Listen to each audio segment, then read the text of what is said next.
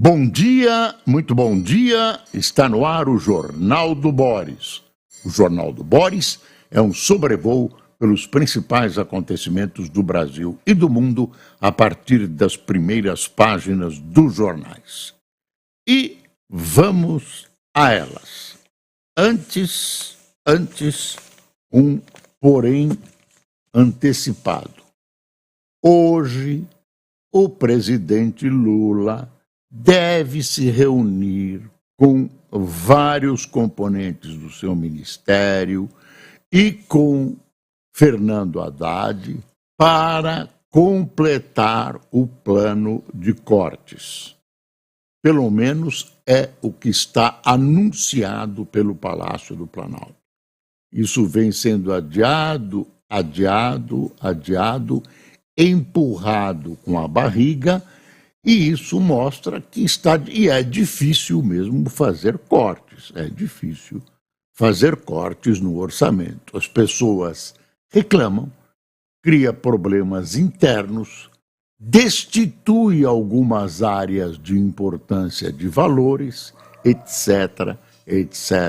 Você tem um problema de gestão e você tem um problema político. Teve ministro que ameaçou sair se houvesse cortes, o ministro do Trabalho, se houvesse cortes na área dele.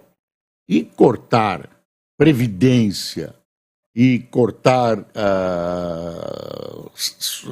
subsídios sociais é um problema. A pessoa está recebendo e, de repente, tem um recuo, a pessoa está esperando receber e, de repente, tem um recuo. Enfim, é complicado, e o presidente Lula deve bater o martelo hoje. Eu não boto a mão no fogo, porque isso já vem há semanas. Cada dia empurra um pouco a barriga, segunda-feira vai ficar para terça vai ficar... Essa toada já vem aí incomodando a gente há algum tempo. E eu acho que quando sair nos cortes vai incomodar muito mais. Bom, tinha aqui o Estadão, olha aí, seca extrema muda paisagem na Amazônia. Olha que foto, olha aí, seca, barquinho. Quer ver o texto? O texto mostra a desolação do que está acontecendo. Pelo segundo ano seguido, a estiagem extrema, que faz encalhar casas flutuantes e barcos, como ocorreu na cidade amazonense de Manacaparu, acima é a foto, isola comunidades e obriga ribeirinhos a percorrer grandes trechos em busca de água e alimento. Quer dizer, você já imaginou o pessoal procurando água na Amazônia? Não tem muito a comentar. Olha a manchete do Estadão. Suspeita de venda de sentenças atinge 6 TJs e 23 magistrados. Eu vou repetir. Suspeita de venda de sentenças atinge 6 TJs e 23 magistrados. Gente, a justiça brasileira, só com isso, e tem os problemas do Supremo também, atravessa uma grande crise. Mas a crise moral, com essa venda de sentenças, é mais grave do que se podia imaginar. E deixa a justiça brasileira muito mal perante a população.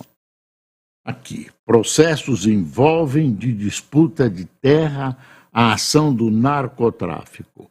Uma série de investigações sobre venda de sentenças e corrupção atinge 6 tribunais de 3 regiões do país e acende alerta em gabinetes do Superior Tribunal de Justiça.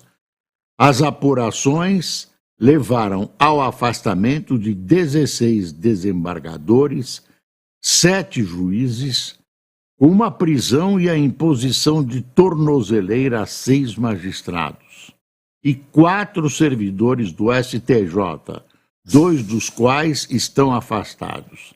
A PF investiga suposta corrupção em processos milionários que envolvem desde a disputa de terras até a ação criminal de um narcotraficante internacional. Os tribunais sobre os quais pairam suspeitas são o dos estados Mato Grosso, Mato Grosso do Sul, Tocantins, São Paulo, Espírito Santo e Maranhão. Juízes de primeiro grau e desembargadores estão na mira do STJ e do CNJ. A lista de crimes investigados inclui corrupção, lavagem de dinheiro e organização criminosa. A única maneira de a justiça ficar limpa aos olhos da população, voltar a ter uma imagem mais cristalina, é a punição dessa gente com privação de liberdade, nada de pena, de recolhimento domiciliar, de cestas básicas, etc, etc. É cana mesmo, é prisão mesmo. Desculpe, senhores magistrados honestos, mas está tudo dominado, está tudo dominado. Juízes se vendendo sentenças. Alguém perde com isso. Como é que vão ficar as pessoas que foram vítimas da corrupção desses juízes? Isso é uma vergonha, é gravíssimo, é gravíssimo. Ainda tem mais coisas aqui. Operação Faroeste de 2019, que mirou magistrados responsáveis por decisões ilícitas sobre grilagem de terras, rendeu desdobramentos nos últimos meses. E aí o Estadão tem uma reportagem enorme, detalhada sobre o que está acontecendo na justiça brasileira. Tem uma outra coisa na justiça interessante que eu tenho dito aqui para vocês e que a minha opinião coincide com a opinião do Estadão. O juiz que marca e cobra o pênalti. No futebol, não. Moraes não consegue seguir atuando como vítima, não pode. Moraes não pode conseguir seguir atuando como vítima, delegado, promotor e juiz, e deveria declarar-se impedido de relatar o inquérito que apura plano golpista para manter Bolsonaro no poder. Ele é vítima, ele é um dos visados a serem assassinados. Então, é o samba do crioulo doido. Samba do crioulo doido. Quer ver o final aqui que o Estadão dá? Eu acho importantíssimo isso. Estão deixando... E os companheiros dele de Supremo? Cadê vocês? Cadê vocês?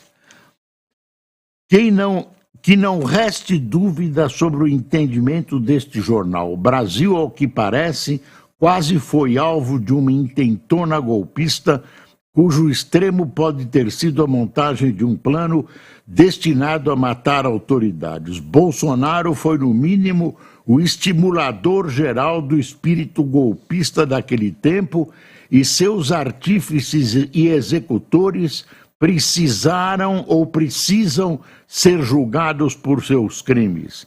Nada disso, porém, reduz o dano dos excessos produzidos pelo ministro Moraes, nem oblitera sua condição de alvo, vítima ou objeto da mesma causa que está relatando, acusando e julgando. Não há virtuosos de tal ordem na defesa recente da democracia que justifique tantos poderes. Tenho dito. Pois o outro editorial também é interessante. A prudente aproximação com a China. Brasil evita envolvimento mais profundo com os chineses para manter abertas as portas com o Ocidente. Mas Lula não resiste e louva uma China pacífica que só existe na sua cabeça.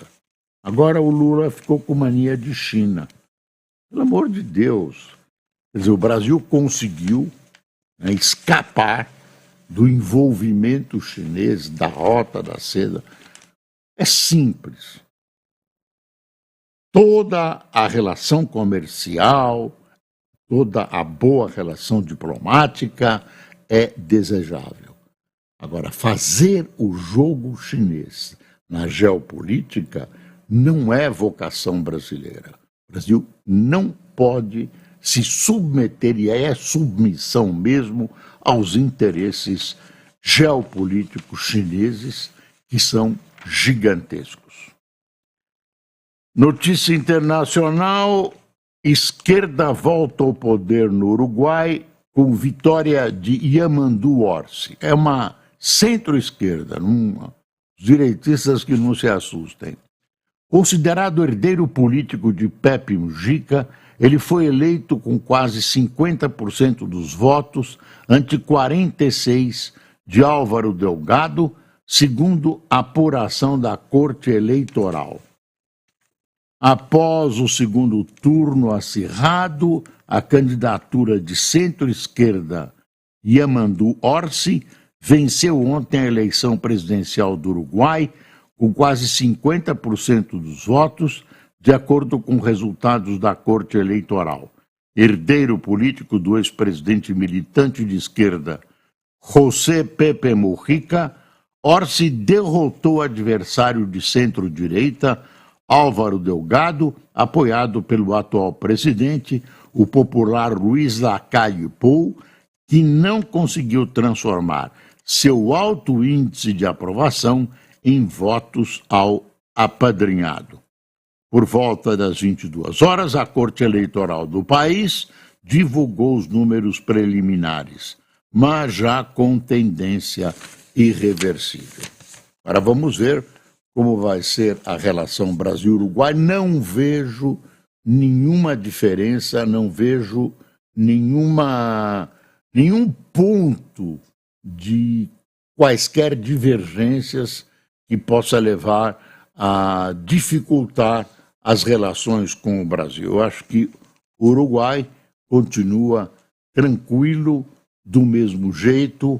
A transferência de Otaná, a transferência de poder está se dando de maneira democrática, tranquila e tal. Alguém assinalou que esse Yamandu é o primeiro candidato, depois da redemocratização do Uruguai, que não nasceu em Montevidéu.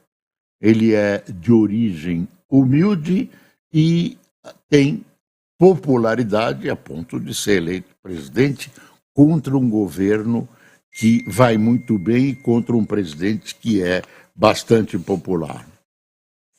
Ainda no plano internacional, teve um violento ataque do Hezbollah, vindo do Líbano, que atingiu várias partes de Israel, foguetes para todo lado, e, segundo o Hezbollah, é uma retaliação pelos bombardeios que Israel está realizando no centro de Beirute.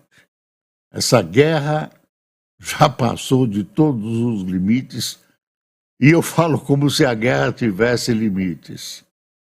Esse Netanyahu é uma figura deletéria, está prejudicando a imagem de Israel no mundo, né? Está transformando Israel num país agressor e está ajudando a disseminar o antissemitismo pelo mundo. Esse é um político que troca a independência, a boa vontade, a história de seu país pela defesa da sua própria ação política, pela defesa do eu próprio. Bom, mais desgraças. A Polícia Paulista matou 496 pessoas neste ano, maior número desde 2020. Ações na Baixada Santista impulsionam a alta letalidade desde o ano passado, após queda em 2021 e 2022. Secretaria da Segurança Pública diz apurar casos, mas não aponta razões para aumento.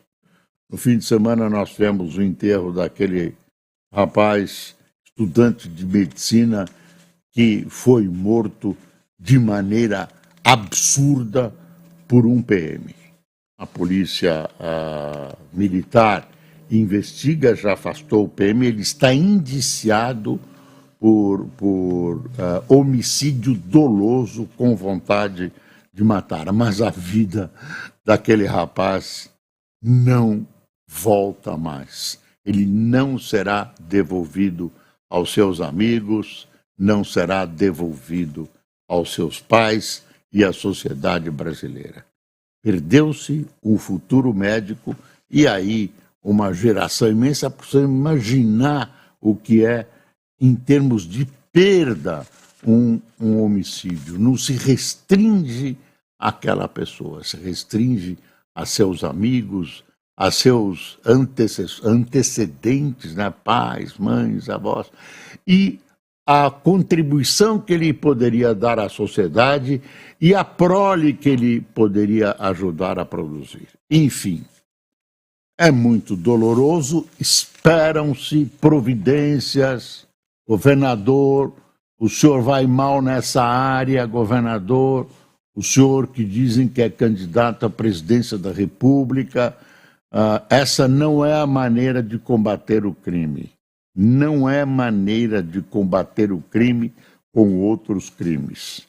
E quem gosta de dizer que bandido bom é bandido morto, previna-se, porque a vítima pode ser você. Pode ser você, seu filho, seu parente, seu amigo. Não é possível que a polícia faça justiça com as próprias mãos ou nos torne vítimas da sua incompetência. Nas mãos do governador de São Paulo, né, a reação contra o que está acontecendo. Até porque ele está sendo acusado de certa leniência com o que ocorre na polícia, onde alguém que orienta o governador, né, está aprimorando uma política de violência de combate ao crime. E não é assim que se resolve essa situação. Eu não sei como resolve, mas sei que não é assim. Isso é uma excludente. Isso não quer dizer que a polícia não tem que reagir. Isso não quer dizer que a polícia é composta de assassinos. São nichos de incompetência. Olha, eu estou sendo bonzinho. Nichos de incompetência e até corrupção dentro da polícia. Olha, decisão de Baku pôs mais pressão na COP do Brasil.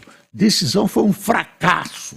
Essa reunião de Baku foi um fracasso. Saiu uma verbinha de 300 bilhões por ano para tentar combater a poluição, etc., etc., quando a reivindicação era de mais de um tri, se é que eu não me engano. Então, as expectativas não foram atendidas de jeito nenhum. Deixa eu mostrar para você a manchete da Folha, olha aí. Países precisam evitar choques com prudência fiscal, diz chefe do FMI. Até que ela dá uma elogiada no Brasil, uma elogiada mais ou menos. Dívida pública global deve ultrapassar 100 tri neste ano. Brasil vai bem, mas pode fazer melhor, afirma diretora do organismo. É uma entrevista com Cristalina Georgieva, que é a diretora-geral do FMI, Cristina Georgieva. Eu falei Georgieva, mas deve ser Georgieva, que a minha pronúncia da Rússia é do norte. Essa é uma pronúncia sulista. Brincadeira, hein? A inflação afeta mais os pobres com alta de alimentos e luz. Com a pressão dos alimentos e energia elétrica, a inflação acelerou principalmente para os consumidores mais pobres, segundo o IPEA. A alta foi de 4,99% no acumulado de 12 meses até outubro, para famílias com renda mensal menor que R$ 2.105,99.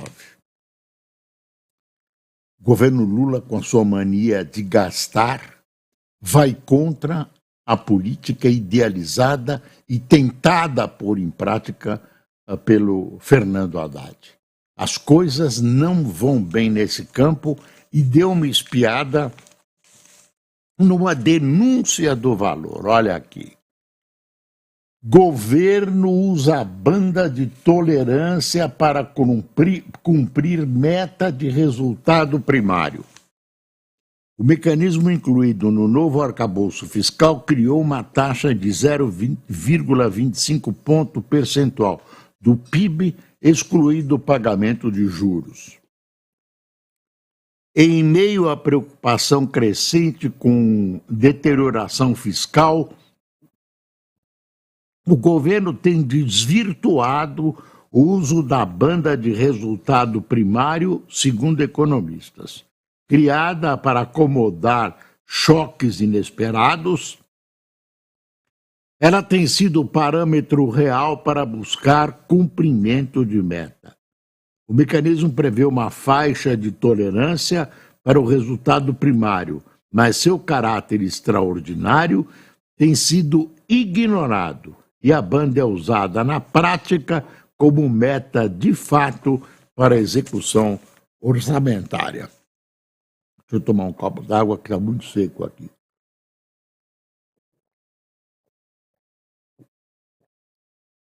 Desculpe. No fim de semana, a Folha trouxe uma coisa interessante como manchete. É uma manchete proveniente de uma pesquisa do Datafolha. 65% dos brasileiros defendem proibição de bets, diz Datafolha. 65% da população é contra essa jogatina desenfreada. Precisa pôr um breque nisso. Você vai lendo as matérias, vai lendo as reportagens e vai vendo quantas pessoas venderam seus patrimônios, quantas pessoas roubaram seus pais, seus parentes, para conseguir jogar. A pessoa joga, perde, joga mais, né? Alimenta o seu vício, é um vício, é um problema gravíssimo, né? Esse telefone devia, né? Nomeação para a Secretaria do Tesouro dos Estados Unidos pode indicar moderação. A senhora que está sendo indicada para ministra da Educação, secretária da Educação nos Estados Unidos, também apresentou um problema. Apresentou um problema de que ela foi, na empresa que ela dirige, ela está sendo acusada de leniência com assédio sexual. Então, já é um outro problema por Trump. Aí é um processo que começou agora, realmente não está clara a posição dela. Por enquanto, ela não era assediadora, nem coleguinha de assediadores. Ela está sendo acusada apenas de a diretoria sabedora dos acontecimentos não ter tomado as devidas e enérgicas providências que o caso demandava. Não estou vendo o nome dela aqui, também não é importante, mas tem uma outra coisa aqui dolorosa. Animais silvestres vítimas da ação humana lotam espaço de abrigo. Isso é uma reportagem da Folha. Da Folha, é isso mesmo. Animais silvestres vítimas da ação humana lotam espaço de abrigo. Chegada diária de bichos salta de 2 para 40 na divisão de fauna de São Paulo. Alvos de tráfico e maus tratos passam por tratamento e reabilitação para retornar à natureza. Altamente doloroso. Vamos dar uma espiada aqui na primeira página do Globo. Essa foto aqui, gigantesca, é todas as cores de Copacabana. Bandeira LGBTQIA+, foi estendida na Avenida Atlântica durante a Parada do Orgulho, que reuniu milhares de pessoas e celebrou a diversidade. Está aí, ontem, foto de O Globo. Financiamento para imóveis usados cai mais de 80%. Você vê, o Brasil, nesse instante, se você tirar uma fotografia, vai bem. Mas a perspectiva para frente, gente, não é boa. Não é boa. Governo aperta regras de crédito com recursos do Fundo de Garantia para priorizar construção de novas moradias. O financiamento de imóveis usados com recursos do Fundo de Garantia desabou nos últimos meses, após o governo apertar as condições para essa modalidade, com o intuito de privilegiar a construção de novas moradias. No programa Minha Casa Minha Vida, números da Caixa Econômica Federal mostram uma queda de 85% na concessão para a compra de imóveis antigos nos últimos 2 meses. Bom, tá aí, né? Não é bom, é claro. Está aqui o Lula com o Fernando Haddad na criação do Chico Caruso, entreouvido no Planalto. Vamos trabalhar que é segunda-feira outra vez. Eles se reúnem, né?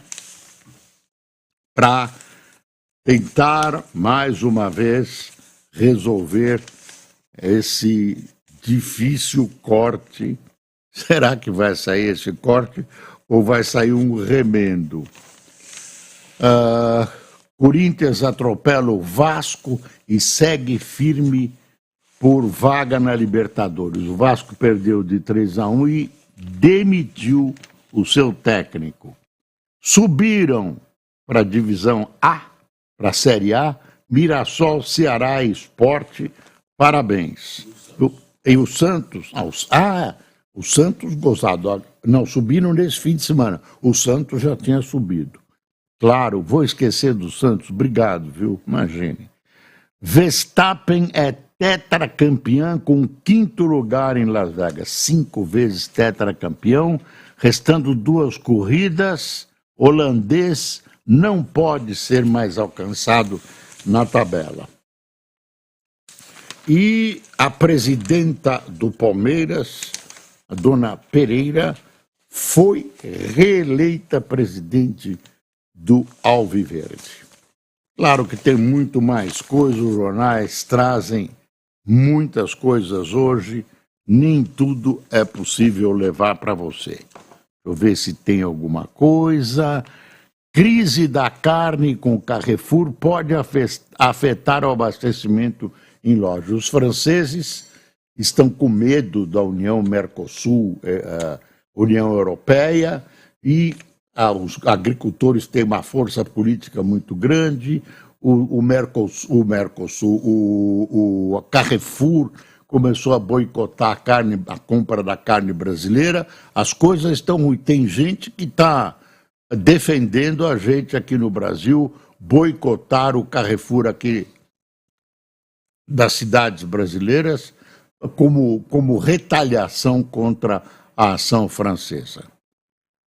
Quem tomou café hoje conosco? Michel Montoni, Luiz Paulo, Rogério Rufino, Neide Ângelo, Ari Rodrigues, Ramiro Forgiato, Gelson Lynch, Valdemir Guidolin, José Nardino, Marciliane da Silva, Rose Pardal, Alcides Neto, Marcili Veronese, José Maria de Mossoró, Rio Grande do Norte, Flávio Soares de Mogi das Cruzes, Fatuca Duarte, é isso?